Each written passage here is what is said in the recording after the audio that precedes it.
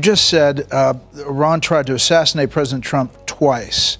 Do you have intel that the assassination attempts on President Trump were directly from Iran? Through proxies, yes. Through their intel, yes. They want to kill him. Look, he's enemy number one. He's a decisive leader. He never took the path that others took to try to bargain with him in a way that is weak, giving them basically a pathway to enrich uranium, which means a pathway to the bomb.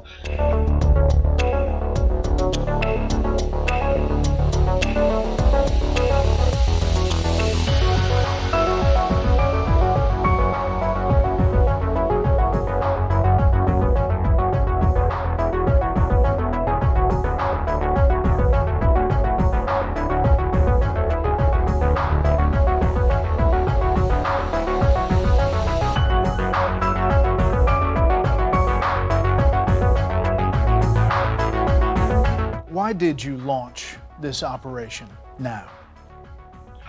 Because we were facing an imminent threat, a dual existential threat. One, the threat of Iran rushing to weaponize their enriched uranium to make atomic bombs with a specific and declared intent to destroy us.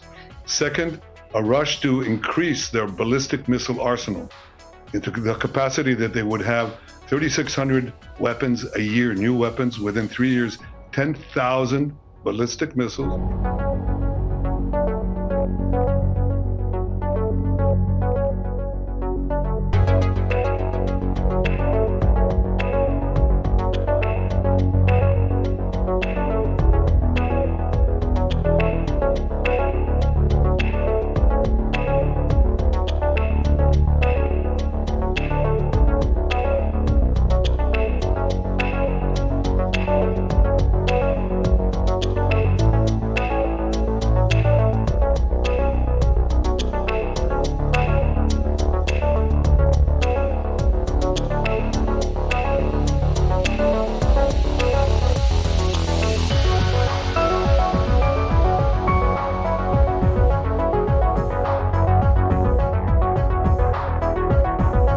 Our top story this morning, and we begin with footage from earlier this morning of missiles being spotted over Tel Aviv.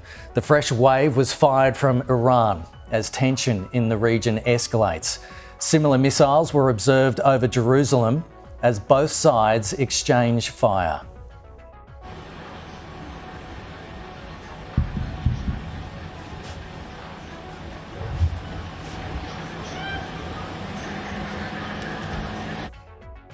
So that's just happened in the last couple of hours or so. These pictures are coming in from the Israeli Emergency Services in Haifa, where fires have broken out following the latest barrage. Reports are that 2 people have been injured.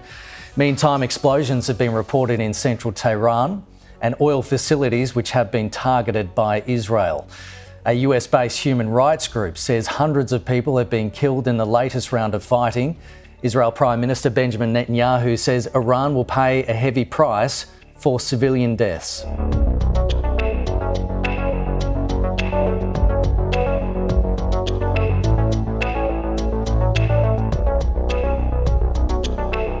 But we have seen in the last 48, 72 hours, of course, this real conflict kick off now between Iran and Israel. Just the background to this, of course, is that Israel says, and in fact, actually, the International Atomic Energy Agency said the same thing too, that Iran was really close to breaking out on its atomic energy ambitions. Israel struck first. They struck hard. They decapitated the Iranian Revolutionary Guard Corps, which is massive. Now, Iran has been trying to hit back.